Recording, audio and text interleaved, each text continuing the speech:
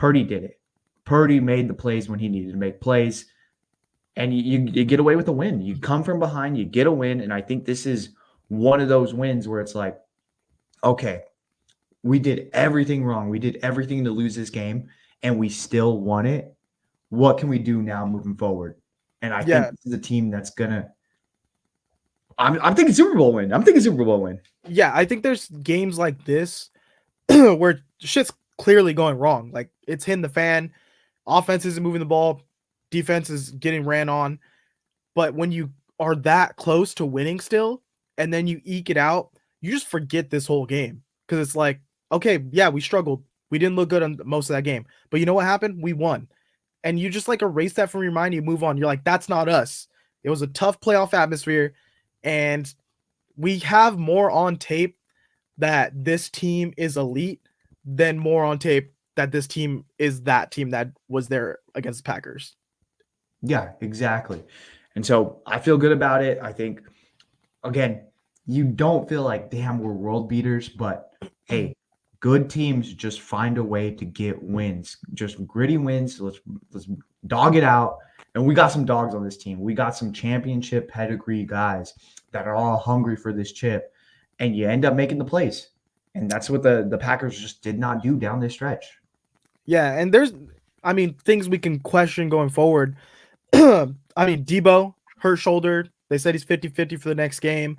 Kyle Shanahan, when one of your all-stars go down, all of a sudden you struggle to put a game plan together, like to change tactics.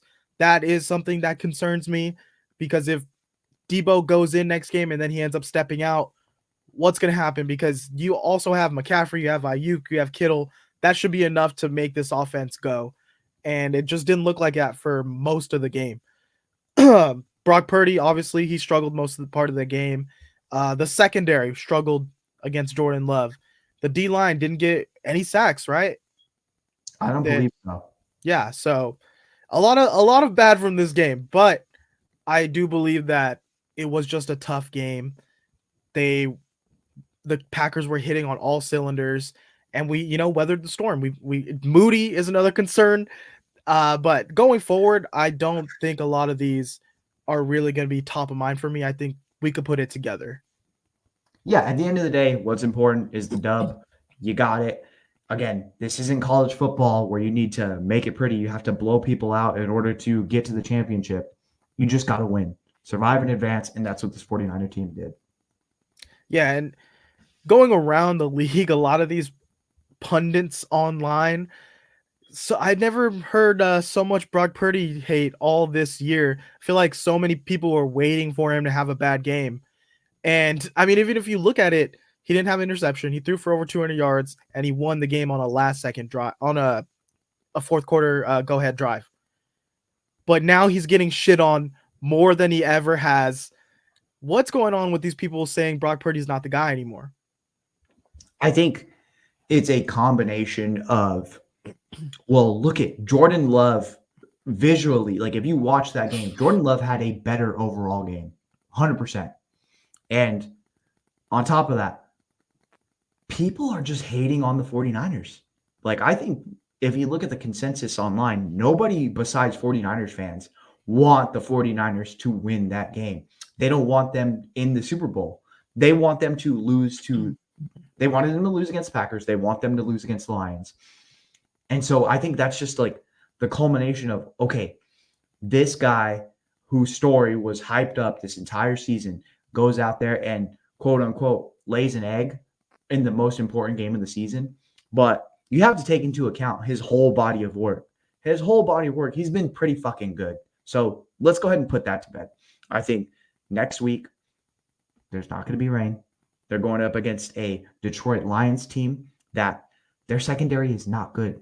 Their defense has not been good. It's been streaky. They just gave up 23 points to Baker Mayfield. Baker Mayfield is not Brock Purdy. Brock Purdy is much better than Baker Mayfield. And so I think the haters are going to take their victory lap and say, like, hey, look at this bad game by Brock Purdy. I think Brock Purdy is just going to take it in stride and have a good game against this Detroit Lions team. I love your argument that It's heinous because they ain't us. Is that what you're saying for the Brock Purdy and the 49ers haters? Yep. Um, yeah, I think it's weird. It's just coming. A lot of people have that take on Brock Purdy that he is not elite. He's not a great quarterback. He's getting carried, and like Ryan Clark went on SportsCenter and said, "I had to pretend all season that I believed in what Brock Purdy was doing, and now that everyone can see, then I can go back to my take that he's not real." And it's like, Well, then bro, why didn't you have that take in the beginning? yeah, Why didn't you just stick with your take? Why didn't you stand on business? if you're gonna stick with it, just stick with you don't believe in what Brock Purdy's doing. But you can't say that. You couldn't say that all season because he was the leader for the MVP race for almost the whole season. I mean, like I said before, we have more on tape that Brock Purdy is really good at what he does than we have bad tape on Brock Purdy. So I'm gonna believe what we've seen a majority of, that Brock Purdy is good. I mean, I think Brock Purdy's top 5 quarterback in the league right now. And just because he had a bad game, I don't think the Niners are panicking at all. No, 100% they're not. And I think we see it like I think people just love to hate, and I think we're even seeing it with CJ Stroud. Everyone's blowing CJ Stroud last week. This week they lose against the Ravens, and I'm seeing that the meme where the dude's throwing like running back with the pass, and he's like, oh, throws a sidearm. They're like, that's CJ Stroud when he doesn't have yak, and it's like, what the fuck? We all were consensus that CJ Stroud next year is going to be in MVP talks. Like, what's going on here? But here's the weird thing with Brock. He won the game. Like, people are getting a hate pass. Like, everyone's like, yeah, it's cool to hate on Brock Purdy right now, but he's not meeting the criteria. Like, every complaint was, yeah, he hasn't done it in crunch time. He hasn't done it in a critical moment. He hasn't had a comeback drive to win it. He did all of that this game, and he won the game, and people are hating on him like he lost. Like we're going to Cancun right now. Yeah, we're not the fucking Dallas Cowboys. Like, this is in a 2-year career, he has taken the San Francisco 49ers to the NFC Championship game.